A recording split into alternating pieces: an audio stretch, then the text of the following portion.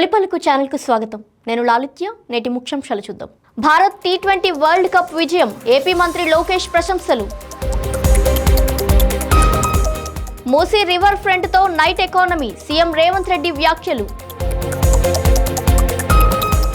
తిరుమలలో శ్రీవారిని దర్శించుకున్న తెలంగాణ డిప్యూటీ సీఎం మల్లు భట్టి విక్రమార్క. లోక్సభ స్పీకర్పై తీర్మానం. బీజేపీ ఎంపీ హేమమాలిని స్పందన. ఓం బిర్లాపై అవిశ్వాస తీర్మానం. కాంగ్రెస్ పై కిరణ్ రిజిజు విమర్శలు. పోస్ట్ బడ్జెట్ వెబినార్లో ప్రధాని మోదీ. ఆరోగ్య రంగం, విద్య ఆధునీకరణపై దృష్టి. స్పీకర్పై తీర్మానం వివాదం. ప్రతిపక్షంపై గిరిరాజ్ సింగ్ విమర్శలు. ఫ్లోర్ లీడర్స్ సమావేశంపై అఖిలేష్ యాదవ్ వ్యాఖ్యలు. టీ20 వరల్డ్ కప్ విజయం. హైదరాబాద్లో అభిమానుల సంబరాలు. అతివేగంతో కారు బీభత్సం. బైక్ను 2 కిలోమీటర్లు ఈడ్చుకెళ్లిన డ్రైవర్. మంగళగిరిలో విద్యార్థినుల ఫోటోలు రహస్యంగా తీస్తూ పట్టుబడ్డ వ్యక్తి. విద్యుత్ షాక్తో 2 ఏనుగుల మృతి. తిరుపతి జిల్లాలో ఘటన. వెస్ట్ ఆసియా ఉద్రిక్తతలపై లోక్సభలో జైశంకర్ కీలక ప్రకటనలు. కాళీఘాట్ ఆలయంలో సిఈసి జ్ఞానేష్ కుమార్ ప్రత్యేక పూజలు. నల్ల జెండాలతో స్థానికుల నిరసనలు. అహ్మదాబాద్లో జరిగిన ఉత్కంఠభరిత మ్యాచ్లో భారత్ టీ20 వరల్డ్ కప్ ట్రోఫీని కైవసం చేసుకుంది. ఈ విజయంపై ఆంధ్రప్రదేశ్ మంత్రి నారా లోకేష్ స్పందించారు. టీం ప్రారంభం నుంచే అద్భుతంగా ఆడిందని ఆయన పేర్కొన్నారు. మధ్యలో మ్యాచ్ పరిస్థితులు కాస్త కష్టంగా అనిపించినా జట్టు ధైర్యంగా పోరాడిందన్నారు. చివరి వరకు ఉత్కంఠ రేపిన ఈ మ్యాచ్ నిజంగా ఎలక్ట్రిఫైయింగ్గా ఉందని వ్యాఖ్యానించారు. అహ్మదాబాద్ స్టేడియంలో ఈ విజయం భారత అభిమానులకు మరపురాని క్షణంగా నిలిచిందన్నారు. మూసీ నది బఫర్ జోన్లో ఉన్న నిర్మాణాలను కూల్చివేస్తామని తెలంగాణ సీఎం రేవంత్ రెడ్డి స్పష్టం చేశారు. మధు పార్క్ రిడ్జ్ అపార్ట్మెంట్ ఎంతకాలం ఉన్నా జీరో వాల్యూయేనని, అవసరమైతే కూల్చివేత తప్పదని హెచ్చరించారు. Supreme court of India, national green tribunal మార్గదర్శకాల ప్రకారం నదుల ఇరువైపులా 50 మీటర్ల బఫర్ జోన్లో నిర్మాణాలు అనుమతించబోమన్నారు. మూసీ రివర్ ఫ్రంట్ ప్రాజెక్టుతో నగరాన్ని అభివృద్ధి చేస్తామని తెలిపారు. హైదరాబాద్లో రాత్రి 10 తర్వాత వ్యాపారాలు చేయడానికి ఇబ్బందులు ఉన్నాయని, అందుకే మూసీ నది ఒడ్డున రాత్రి 1 గంట వరకు నైట్ ఎకానమీ అభివృద్ధి చేస్తామని తెలిపారు. దీంతో ముఖ్యంగా ఓల్డ్ సిటీలోని యువతకు హోటళ్లు, ఇతర రంగాల్లో ఉపాధి అవకాశాలు కలుగుతాయని సీఎం స్పష్టం చేశారు. కలియుగ వైకుంఠంగా పేరొందిన తిరుమల శ్రీ వెంకటేశ్వర ఆలయంలో తెలంగాణ ఉప ముఖ్యమంత్రి మల్లు భట్టి విక్రమార్క శ్రీవారిని దర్శించుకున్నారు. కుటుంబ సభ్యులతో కలిసి స్వామివారిని దర్శించుకోవడం ఎంతో పవిత్ర అనుభూతినిచ్చిందని తెలిపారు. ఈ సందర్భంగా నూతన దంపతులు సూర్య విక్రమాదిత్య సాక్షి ఆయురారోగ్యాలు కలగాలని ప్రార్థించారు. తెలుగు రాష్ట్రాల ప్రజలందరూ సుఖ సంతోషాలతో ఉండాలని శ్రీవారిని కోరినట్టు మల్లు భట్టి విక్రమార్క తెలిపారు. త్వరలో అసెంబ్లీలో ప్రవేశపెట్టనున్న బడ్జెట్ విజయవంతం కావాలని ప్రార్థించినట్టు తెలిపారు.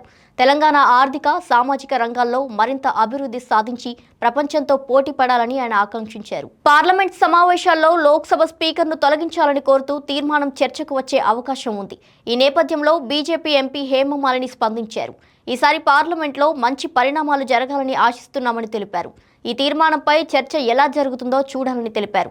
పార్లమెంట్ ప్రక్రియలో ప్రజాస్వామ్య విలువలు నిలవాలని ఆమె ఆకాంక్షించారు.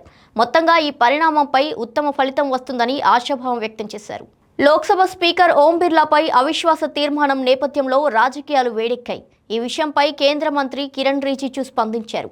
ఏ కారణం లేకుండా కాంగ్రెస్ ఈ తీర్మానం తీసుకువచ్చిందని విమర్శించారు. ఈ నిర్ణయంపై కాంగ్రెస్ తర్వాత పశ్చాత్తాపపడుతుందని అన్నారు. స్పీకర్పై ఇలాంటి ఆరోపణలు చేయడం సరైన చర్య కాదని పేర్కొన్నారు. పార్లమెంట్ గౌరవాన్ని కాపాడాల్సిన బాధ్యత అందరిదని రిజిజు తెలిపారు. ఢిల్లీలో నిర్వహించిన పోస్ట్ బడ్జెట్ వెబినార్లో ప్రధాని నరేంద్ర మోదీ ప్రసంగించారు. బడ్జెట్ అమలులో నిపుణులు, విధాన నిర్ణేతలు, యువత సూచనలు కీలకమని పేర్కొన్నారు. దేశంలో ప్రివెంటివ్, హోలిస్టిక్ హెల్త్ దిశగా ప్రభుత్వం విస్తృతంగా పనిచేస్తుందన్నారు. కొత్త మెడికల్ కాలేజీలు, ఆయుష్మాన్ భారత్ వంటి పథకాలతో ఆరోగ్య సేవలు గ్రామాల వరకు చేరుతున్నాయని తెలిపారు. యోగా, ఆయుర్వేదానికి ప్రపంచవ్యాప్తంగా ఆదరణ పెరుగుతుందని మోదీ పేర్కొన్నారు. భవిష్యత్తులో వృద్ధుల సంఖ్య పెరగడంతో పాటు కేర్ ఎకానమీ ప్రాధాన్యం పెరుగుతుందని అన్నారు. టెలిమెడిసిన్ సేవలను మరింత విస్తరించేందుకు అవగాహన, నమ్మకం పెంచాల్సిన అవసరం ఉందన్నారు మోదీ. యువత ఉత్సాహాన్ని ఉపయోగించుకోవాలంటే విద్యా వ్యవస్థను నిరంతరం ఆధునీకరించాలని ఆయన స్పష్టం చేశారు. పార్లమెంట్ సమావేశాల్లో లోక్సభ స్పీకర్ ఓం బిర్లాను తొలగించాలని కోరుతూ వచ్చిన తీర్మానంపై కేంద్ర మంత్రి గిరిరాజ్ సింగ్ తీవ్రంగా స్పందించారు. కాంగ్రెస్ దాని మిత్రపక్షాలు పార్లమెంట్ పని చేయకుండా అడ్డుకుంటున్నాయని విమర్శించారు. ఇది స్పీకర్ గురించి కాదని, ప్రతిపక్షం వైఖరిని ప్రజలు గమనిస్తారని అన్నారు. తీర్మానాన్ని ముందుకు తీసుకువస్తే అది మూర్ఖత్వానికి మించిన చర్య అవుతుందని ఆయన వ్యాఖ్యానించారు. అలాగే అఖిలేష్ యాదవ్ చేసిన విదేశాంగ విధానం విఫలమైందన్న వ్యాఖ్యలను కూడా ఖండించారు. భారత్ విదేశాంగ విధానం ప్రపంచ వేదికపై బలంగా సమర్థవంతంగా ముందుకు సాగుతుందని గిరిరాజ్ సింగ్ తెలిపారు. ఢిల్లీ విమానాశ్రయానికి చేరుకున్న సమాజ్వాదీ పార్టీ అధినేత అఖిలేష్ యాదవ్ కీలక వ్యాఖ్యలు చేశారు. త్వరలో ఫ్లోర్ లీడర్స్ సమావేశం జరగనుందని తెలిపారు. ఆ సమావేశంలో భవిష్యత్ వ్యూహంపై నిర్ణయాలు తీసుకుంటామని చెప్పారు. బీజేపీ ప్రభుత్వంలో దేశ విదేశాంగ విధానం దెబ్బతిందని ఆయన ఆరోపించారు. దేశంలో పెరుగుతున్న ద్రవ్యోల్బణం కూడా ఆందోళనకరమని అన్నారు. ప్రధానితో వెళ్లిన కొంతమంది రాజకీయ జర్నలిస్టుల పరిస్థితి కూడా చర్చించాల్సిన అంశమని అఖిలేష్ యాదవ్ పేర్కొన్నారు. ఐసీసీ మెన్స్ టీ20 వరల్డ్ కప్ ఫైనల్లో ఇండియా నేషనల్ క్రికెట్ టీం విజయం సాధించడంతో హైదరాబాద్లో భారీ సంబరాలు జరిగాయి. ట్యాంక్ బండ్ నుంచి ఖైరతాబాద్ వరకు వందలాది మంది అభిమానులు మ్యాచ్ను చూసేందుకు గుమికూడారు. చివరి ఓవర్లలో మ్యాచ్ ఉత్కంఠగా సాగుతుండగా అభిమానులు స్క్రీన్లకు అతుక్కుపోయారు. 19వ ఓవర్లో అభిషేక్ శర్మ బౌలింగ్లో న్యూజిలాండ్ చివరి వికెట్ పడడంతో భారత్ విజయం ఖరారైంది. ఆ క్యాచ్ను హైదరాబాద్కు చెందిన తిలక్ వర్మ పట్టడంతో అభిమానుల ఆనందం ఉప్పొంగింది. ట్యాంక్ బండ్ ప్రాంతం జాతీయ జెండాలతో నిండిపోయి యువత నృత్యాలు చేస్తూ జట్టు విజయాన్ని ఆనందంగా జరుపుకున్నారు. నగరం అంతటా పటాకులు కాలుస్తూ ప్రజలు భారత జట్టు విజయోత్సవాన్ని ఘనంగా నిర్వహించారు. రంగారెడ్డి జిల్లాలో అతివేగంతో కారు బీభత్సం సృష్టించింది. మైలార్దేవపల్లి పోలీస్ స్టేషన్ పరిధిలో మేఫిల్ హోటల్ సమీపంలో స్కోడా కారు పలు ద్విచక్ర వాహనాలను ఢీకొట్టింది. ఒక బైక్ కారు కింద చిక్కుకోగా డ్రైవర్ దాన్ని దాదాపు 2 కిలోమీటర్లు ఈడ్చుకెళ్లాడు. దీంతో భయాందోళనకు గురైన స్థానికులు కారును వెంబడించి ఆపారు. డ్రైవర్ మద్యం మత్తులో ఉన్నట్టు స్థానికులు గుర్తించారు.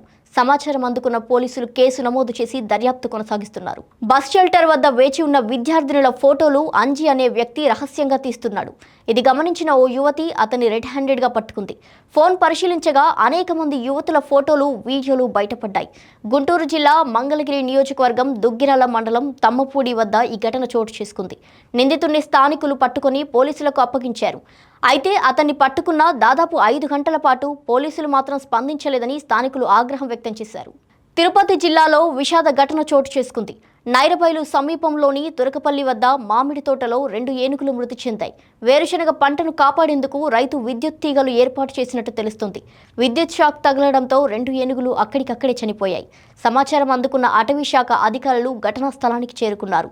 ఘటనపై విచారణ చేపట్టి తదుపరి చర్యలు తీసుకుంటామని అధికారులు తెలిపారు. వెస్ట్ ఆసియా పరిస్థితులపై లోక్సభలో విదేశాంగ మంత్రి ఎస్ జయశంకర్ కీలక వ్యాఖ్యలు చేశారు. ప్రస్తుతం ఇరాన్ నాయకత్వంతో నేరుగా సంప్రదింపులు జరపడం కష్టంగా ఉందని తెలిపారు. అయితే తాను ఇరాన్ విదేశాంగ మంత్రితో మాట్లాడినట్టు ఆయన వెల్లడించారు. ఇరాన్లో పనిచేస్తున్న భారత్ మత్స్యకారులతో కూడా సంప్రదింపులు కొనసాగుతున్నాయన్నారు. ఈ సందర్భంగా సభను నిర్వహిస్తున్న జగదాంబికా పాల్ ప్రతిపక్షాలను శాంతంగా ఉండాలని కోరారు. జయశంకర్ వెస్ట్ ఆసియా పరిస్థితులపై తన ప్రకటనను పూర్తిగా వినాలని ప్రతిపక్షాలకు విజ్ఞప్తి చేశారు. కోల్కతాలోని కాళికా ఘాట్ కాళీ టెంపుల్ను భారత ప్రధాన ఎన్నికల కమిషనర్ జ్ఞానేష్ కుమార్ సందర్శించి ప్రత్యేక పూజలు నిర్వహించారు. పశ్చిమ బెంగాల్ ప్రజల శ్రేయస్సు కోసం దేవి కాళీ ఆశీర్వాదాలు తీసుకున్నట్టు తెలిపారు. రాష్ట్రంలో స్వేచ్ఛాయుతంగా నిష్పక్షపాతంగా ఎన్నికలు నిర్వహించేందుకు ఎన్నికల సంఘం కట్టుబడి ఉంటుందన్నారు. అయితే ఆలయానికి వచ్చిన సమయంలో కొందరు నిరసనకారులు గోబ్యాక్ అంటూ నినాదాలు చేశారు.